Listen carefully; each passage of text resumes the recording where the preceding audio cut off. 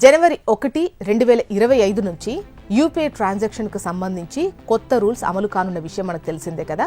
ఈ విషయాన్ని ఆర్బీఐ ప్రకటించింది. యూపీఐ పేమెంట్స్ లిమిట్ కూడా పెంచారు. అవి కూడా జనవరి 1 నుంచి వినియోగదారులు ఉపయోగించుకోవచ్చని ఆర్బీఐ తెలిపింది. ఇప్పుడు ఎక్కడ చూసినా కూడా డిజిటల్ ట్రాన్సాక్షన్స్ పల్లె పట్టణం అన్న తేడా లేదు. ఇప్పటికే ప్రతి వస్తువు కొనుగోలు ఫోన్పే, గూగుల్ పేలను యూజ్ చేస్తున్నాం. కరెన్సీ వాడకం చాలా వరకు తగ్గిపోయింది.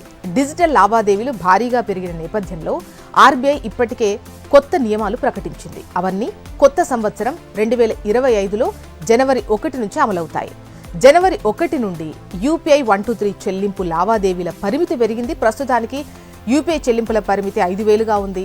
జనవరి 1 నుంచి 10,000 వరకు ట్రాన్సాక్షన్ చేయొచ్చు. ఆర్బీఐ ఇప్పటికే ఈ కొత్త నియమాన్ని ప్రకటించినప్పటికీ బ్యాంకులు, సర్వీస్ ప్రొవైడర్లు ఈ నియమాలను పాటించి కస్టమర్లకు సేవలు అందించడానికి టైం కోరారు.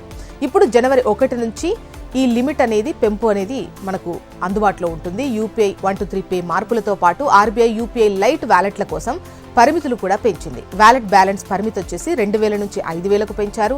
ప్రతి లావాదేవీ పరిమితి 500 నుంచి 1,000 వరకు పెంచారు. జనవరి 1 నుండి ఈ కొత్త నియమాలు అమలు చేయాలని నేషనల్ పేమెంట్స్ కార్పొరేషన్ నిర్ణయించింది. జనవరి 1 నుండి కొత్త యూపీఐ చెల్లింపు లావాదేవీల పరిమితి పాటించాలని బ్యాంకులకు సూచించింది. జనవరి 1 నుండి యూపీఐ చెల్లింపు పరిమితులే కాదు, మరికొన్ని కొత్త రూల్స్ కూడా అమల్లోకి వస్తున్నాయి. యూపీఐ 123 పే ద్వారా జరిగే లావాదేవీలకు సర్వీస్ ఛార్జీలు ఇకపై ఉండవు. ఇది ప్రజలకు ఎంతో ఉపయోగకరమైంది.